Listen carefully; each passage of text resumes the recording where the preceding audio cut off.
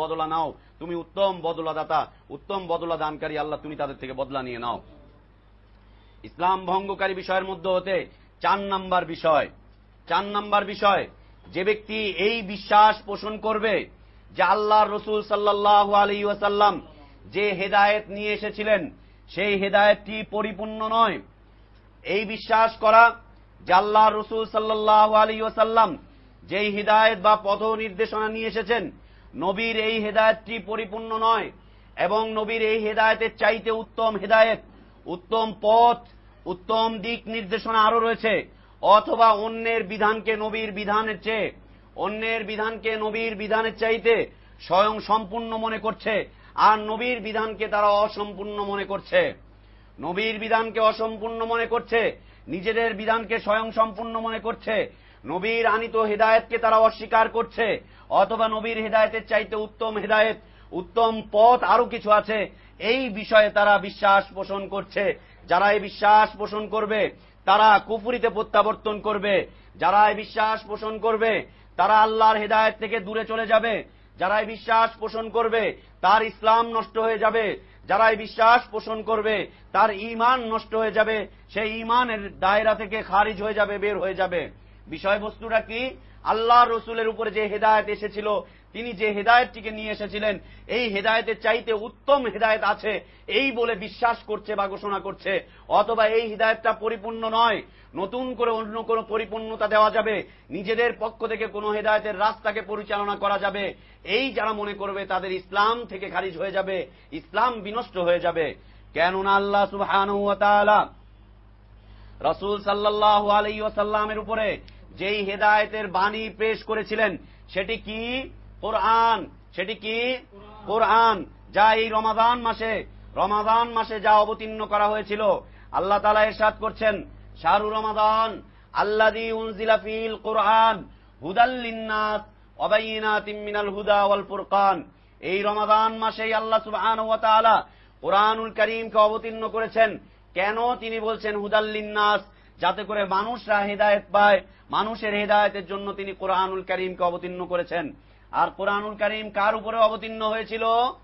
কোন পীর সাহেবের উপরে, কোন খাজা বাবার উপরে, কোন আকাবিরিনের উপরে, কাসেম নানুতুবির উপরে, আশরাফ আলী থানবীর উপরে, ইমাম আবু হানিফার উপরে, কোন সাহাবীর উপরে, আবু বকর রাদিয়াল্লাহু আনহুর উপরে, কারো উপরে অবতীর্ণ হয়নি। স্বয়ং অবতীর্ণ হয়েছিল কার উপরে? রাসূল সাল্লাল্লাহু আলাইহি ওয়াসাল্লামের উপরে। এই রাসূল সাল্লাল্লাহু আলাইহি ওয়াসাল্লাম যে হেদায়েত নিয়ে এসেছেন এই হেদায়েত সম্পর্কে কোন ধরনের কটূক্তি পেশ করা, এর বিপরীতে নতুন কোন হেদায়েতের রাস্তাকে পরিচালনা করা, এর বিপরীতে নতুন কোন হেদায়েত থাকতে পারে এই বিশ্বাস করা, এবং রাসূলের হেদায়েতের চাইতে উত্তম কোন হেদায়েত আছে এই বিশ্বাস করে নতুন কোন পথ মতকে পরিচালনা করা ইসলাম ভঙ্গকারী বিষয়, ইসলাম ভঙ্গ হয়ে যাবে। আল্লাহ সুবহানাহু ওয়া তাআলা সূরা ইসরার 9 নম্বর আয়াতে ইরশাদ করছেন, ইন্না হাযাল কুরআন ইয়াহদি লিল্লাতী হিয়া আকওয়াম ওয়া ইউবাশশিরুল মুমিনিন আল্লাযীনা ইয়া'মালুনাস সালিহাত আন্না লাহুম আজরান কাবীরা ওয়া আন্নাল্লাযীনা লা ইউমিনুনা বিল আখিরাহ আ'তাদনা লাহুম আযাবান আলীমা। আল্লাহ তাআলা ইরশাদ করছেন, নিশ্চয়ই এই কোরআন ইয়াহদি লিল্লাতী হিয়া আকওয়াম, জগৎবাসীকে হেদায়েতের পথে পরিচালিত করে। কোন পথে পরিচালিত করে? হেদায়েতের পথে। হেদায়েতের পথে কি পরিচালিত করে? কোরআন। কোরআন মানুষকে কোন পথে পরিচালিত করে? হেদায়েতের পথে পরিচালিত করে। অন্য কোন কিতাব হেদায়েতের পথে পরিচালিত করতে পারে? বাবা হুজুরের 27 খানা কিতাব হেদায়েতের কিতাব। বাবা হুজুর চরমনাই পীর সাহেব তিনি 27 খানা কিতাব লিখে তার মুরিদদের কাছে বলেছেন যে বাবারা সকাল সন্ধ্যায় এই কিতাবের তালিমগুলো তোমরা করে যাও, এগুলো হচ্ছে হেদায়েতের কিতাব। বেশি বেশি করে ঘরে বাইরে সব জায়গায় এই কিতাবের তালিম করবে। কোরআনের তালিম করার কথা বলেনি, হাদিসের তালিম করার কথা বলেনি।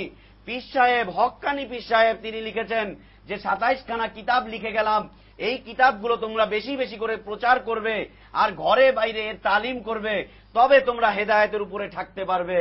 এ কি কোরআন? এই কিতাব কে অবতীর্ণ করেছে? এই কিতাব কে অবতীর্ণ করেছে? এই কিতাবের মধ্যে যে ওহী রয়েছে এই ওহী কে করেছে? আল্লাহ করেছেন না শয়তান করেছে? শয়তান করেছে। তিনি বলছে তিনি বলছেন যে বাবারা কিতাবে 126টা তরিকা রয়েছে। কিতাবে কয়টা তরিকা রয়েছে? 126টা তরিকা রয়েছে। ইসলামের তরিকা কয়টা? একটা। সারা পৃথিবীতে ইসলামের তরিকা কয়টা হবে? মুসলিমদের তরিকা কয়টা হবে? একটা মাত্র তরিকা হবে। তিনি বলছেন বাবারা কিতাবে 126টা তরিকা রয়েছে। এই 126টা কোরআনেও পাওয়া যায় না, এই 126টা হাদিসেও পাওয়া যায় না। তাহলে কোথায় পাওয়া যায়? শয়তানের লেখা কিতাবে। কোথায় পাওয়া যায়? শয়তানের লেখা কিতাবে। তিনি কিতাব হিসাবে বুঝিয়ে বলছেন 126টা তরিকা রয়েছে, তার মধ্যে হতে 4টি তরিকা হচ্ছে সবচাইতে গরম, সবচাইতে গরম।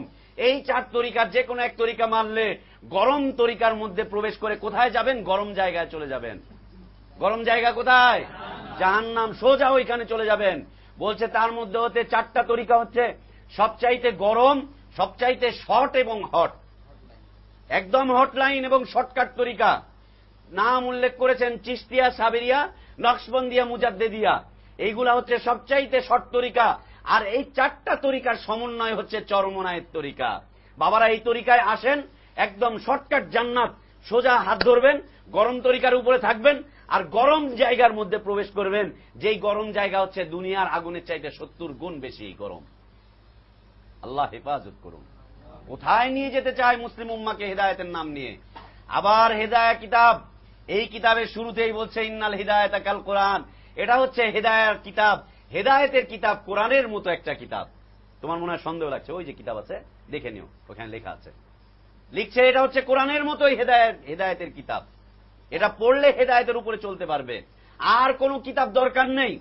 এটা যে অনুবাদ করেছেন আবু তাহের মেজবা সাহেব, তিনি অনুবাদের ক্ষেত্রে বলেছেন যে এর গ্রহণযোগ্যতা এত বেড়েছে, আনোয়ার শাহ কাশ্মীরকে জিজ্ঞেস করা হয়েছিল, তিনি বলছেন তাকে জিজ্ঞেস করা হয়েছিল আপনি কি হেদায়ের মতো একটা কিতাব লিখতে পারবেন?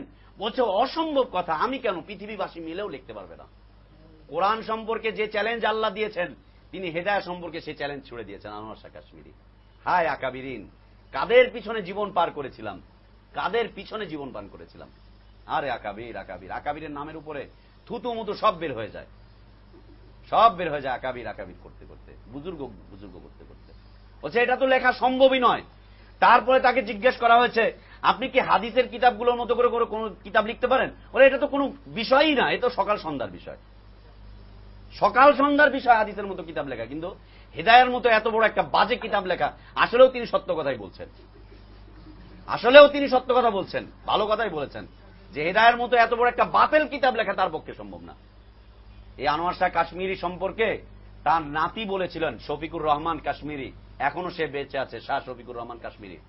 তিনি তার একটা লেকচারের মধ্যে বলছেন, সেই লেকচারটা আমার কাছে আছে, যে তার দাদা আনোয়ার শাহ কাশ্মীরি যখন মারা যাচ্ছেন, মৃত্যুসজ্জায় শায়িত অবস্থায় তিনি বুখারীর কপি আনতে বললেন। তার ছেলেকে বললেন যাও বুখারীর কপি নিয়ে আসো, সবাই বসে আছে গোল হয়ে। বুখারীর কপি আনার পরে তিনি বুখারীর এই পৃষ্ঠাগুলোকে এইভাবে ধরে ধরে ছুঁচ্ছেন আর কাঁদছেন, রসুলের হাদিসগুলোকে এইভাবে ছুঁয়ে ছুঁয়ে ধরে ধরে কাঁদছেন, কাঁদছেন আর শেষ পর্যন্ত এইভাবে বুকের মধ্যে জড়িয়ে ধরে বলছেন আফসোস, সারা জীবন যদি মাযহাব আর তরিকার খেদমত না করে আল্লাহর রসুলের একটা হাদিসের খেদমত করে যেতাম, আমার জীবনটা সফল হয়ে যেত। হায় আফসোস, কোন পথে পরিচালিত হয়েছিলাম মৃত্যুর আগে। তার মানে বোঝা যাচ্ছে তিনি তওবা করছিলেন, মাযহাব থেকে তওবা, তরিকা থেকেও তওবা করে গিয়েছেন। নাচো না তাকে নিয়ে, নাচো দেওবন্দিরা, নাচো তাকে নিয়ে, তিনি তওবা করে গিয়েছেন, অন দা রেকর্ড করা আছে। আফসোস করে বলেছিলেন যে রসুলের হাদিসের যদি খেদমত করতাম মাযহাব না করে, তাহলে আমার জীবনটা সুন্দর হয়ে যেত। আল্লাহ তাকে প্রচুর তুখোড় জ্ঞানের অধিকারী করেছিলেন, এমন জ্ঞান ছিল তার। একবার একটা বিষয় শুনতেন, একবার একটা ছেলেকে দেখতেন, 15-20 বছর পরে সেই ছেলের বাপ দাদার নাম সহ তাকে বলতে পারতেন। একবার একটা বিষয় শুনতেন, 10-15-20 বছর পরে সেটা বলে দিতে পারতেন। এত তুখোড় ব্রেন আল্লাহ তাকে দিয়েছিলেন। কিন্তু পরিচালিত হয়েছিল কোন পথে? আল্লাহু আকবার। আল্লাহ, সে যদি ভালো পথে মৃত্যুবরণ করে থাকে, আল্লাহ তুমি তাকে পূর্ণ জাযা দিও, আল্লাহ তাকে তুমি মাফ করে দিও, আল্লাহ। আল্লাহ, সে যদি হেদায়েতের পথে এসে থাকে, আল্লাহ তুমি তাকে মাফ করে দিও, আল্লাহ। এটা আমাদের জন্য নিদর্শন বলে যাচ্ছে। হাদিসের খেদমত যদি করতাম, আমাদের মাদ্রাসাগুলোতে, কওমি মাদ্রাসাগুলোতে হাদিসের কোনো খেদমত হয় না। বিষয়বস্তুটা কেমন দেখেন, পৃথিবীতে সবচাইতে মর্যাদাবান গ্রন্থ কোনটা? আল কোরআন। তারপরে দ্বিতীয় মর্যাদাবান গ্রন্থ কোনগুলো? হাদিসের গ্রন্থগুলো, তাই না? এইগুলো মর্যাদার শীর্ষস্থানে বসার কথা না? যারা এইগুলো পড়াবে তাদের মর্যাদা বেশি হওয়ার কথা না? অবশ্যই বেশি হওয়ার কথা। অথচ দেখেন মাদ্রাসায় যে লোকটা কোরআন পড়ায় তার বেতন সবচাইতে কম, তার বেতন সবচাইতে কম। আর যে ব্যক্তি হেদায়া পড়ায়, মুফতি সাহেব ফতোয়া বিভাগে বসে থাকে হেদায়া পড়ানোর জন্য, তার বেতন হচ্ছে মাদ্রাসায় সবচাইতে বেশি। কি অবস্থা! মক্তবের কারি সাহেব যে ব্যক্তি ছোট্ট বাচ্চাগুলোকে ধরে ধরে কোরআনের পথে আনছে, জানছে না বেচারা বিভ্রান্তিকর পথে চলছে, কিন্তু কোরআনের দিকে তো নিয়ে আসতেছে, তার বেতন হচ্ছে কি সবচাইতে। অথচ উচিত ছিল তার সম্মান হবে সবচাইতে উপরে, তার বেতন হবে সবচাইতে বেশি, কারণ সবচাইতে মূল্যবান গ্রন্থটাকে সে পড়াচ্ছে, মূল্যবান গ্রন্থটাকে সে পড়াচ্ছে। বাস্তবতা নয়? কি বলো? বাস্তবতা। কোরআনের খাদেমদের বেতন কম হয়, এদের সম্মান কম হয়।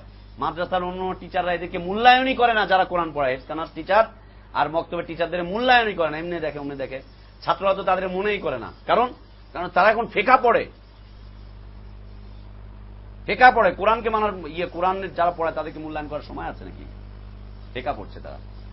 এরপরে দেখো মাদ্রাসার ধাপ থেকে শুরু করো। এখানে অসংখ্য কমি মাদ্রাসার ছাত্ররা আছো, তোমরা জানো, আমিও জানি, তোমরাও পড়ে এসেছ। কোরআন শুরু হলো মক্তবার হেফখানায়, ব্যাস কোরআনের কাজ শেষ, আর দরকার নাই। এরপরে কি করবা? বুজুর্গের কিতাব পড়ো, কারিমা পড়ো, পান্দেনাবা পড়ো, গুলিস্তা পড়ো, বোস্তা পড়ো, অসংখ্য শিরকি কিতাব পড়ে তুমি তোমার দিমাগটাকে ভরো। অসংখ্য শিরকি কিতাব। যারা বলছে মান্না গুঞ্জুমদার জমিন আসমান লেকিন গুঞ্জুমদার কুলুবে মুমিনাত, আল্লাহ আসমান জমিন সৃষ্টি করার পরে কোথাও আল্লাহ স্থান পেলেন না, অসহায়ের মতো আল্লাহ তাআলা ভিখারির মতো ঘুরতে ঘুরতে শেষ পর্যন্ত মুমিনের কলবের কাছে এসে বলল যে আমাকে একটু জায়গা দিবি? ও বলছে আসো আসো বসো, আল্লাহ ঢুকে বসে বলছে। তারপরে আরো কি পড়াচ্ছে? আশেকে মাশুকে রঞ্জিস কিরামান কাতিবিনরা হাম খবর নিস। আশেক মাশুকের প্রেমিক প্রেমিকার এমন কিছু কার্যকলাপ ঘটে যা কিরামান কাতিবিন, দুইজন যে সম্মানিত লেখক রয়েছেন, এরাও পর্যন্ত জানে না এদের কার্যকলাপ। এরা যে জিনা ব্যভিচারে লিপ্ত হয়, কিরামান কাতিবুনও জানে না, সম্মানিত ফেরেশতারাও জানে না। কত শিরকি ঘটনা বর্ণিত হয়েছে এই কারিমা, বোস্তা, পান্দেনামা, জুবদা, মালাবুদ্দা মিনু, এগুলার মধ্যে যে কত কত কত শিরকি কবিতা। এটার জন্য 2টা বছর ব্যয় করা হচ্ছে যে ফার্সি শিখো, ফার্সি শিখতে হবে। ফার্সি না শিখলে তো শিরিক শেখা যাবে না। আর আমরা জানি পারস্যের ফার্সি ভাষা কোন দেশের? ইরানের। ইরানে সব মুসলিম, তাই না? 100% সব মুসলিম না ইরানে? আর আরবি ভাষা হচ্ছে মক্কা মদিনার, ওইখানে একটাও মুসলিম নাই, রসুল আসে নাই, কোরআন ওইখানে নাজিল নাই, তাই না? দরকার ছিল কোরআন শিখেছে, সাথে সাথে কোরআনের ভাষা শিখ, কোরআনের ভাষা শিখে কোরআনকে বুঝো। এইটা না শিখিয়ে পারস্যের পৌত্তলিকদের ভাষাকে শেখানো হচ্ছে বাধ্য করে। কয় মাদ্রাসার ছাত্রদেরকে বাধ্যতামূলক শিখতেই হবে, পিটিয়ে চামড়া উঠিয়ে ফেলছে। যদি ওই বুজুর্গদের ওই শিরকি কবিতা না পড়ে পিটিয়ে চামড়া উঠিয়ে ফেলা। তারপরে শুরু হলো আস্তে আস্তে বেহেশতি জোহর, তারপরে মালাবুদ্দা মিনহু, তারপরে হচ্ছে কুদুরি, তারপরে হচ্ছে উসুলুস শাসি, এরপরে রুল্লানার, এরপরে হচ্ছে সরে বেকায়া, এরপরে হচ্ছে আরো কিতাব। এইভাবে করতে করতে 8টা-9টা বছর পার হয়ে যায়। 9 বছর যখন পার হয়ে যায়, 10ম বছরে হাফেজ সাহেবরা যেইভাবে মসজিদে তারাবির সময় তারাবি পড়েন, আলামুন তা আলামুন তা পালন করে, এর চাইতেও বেশি স্পিডে রসুলের হাদিসগুলোকে পড়ানো হয়, যাতে করে কেউ হাদিস বুঝতে না পারে, আর হাদিসের দিকে, রসুলের হাদিসের দিকে, ওয়াহির দিকে প্রত্যাবর্তন না করতে পারে। এই দিকে প্রত্যাবর্তন করার কোন দরকার নাই। কোথায় প্রত্যাবর্তন করবে? ওই যে ওই ওয়াহিগুলোর দিকে, ওই কিতাব।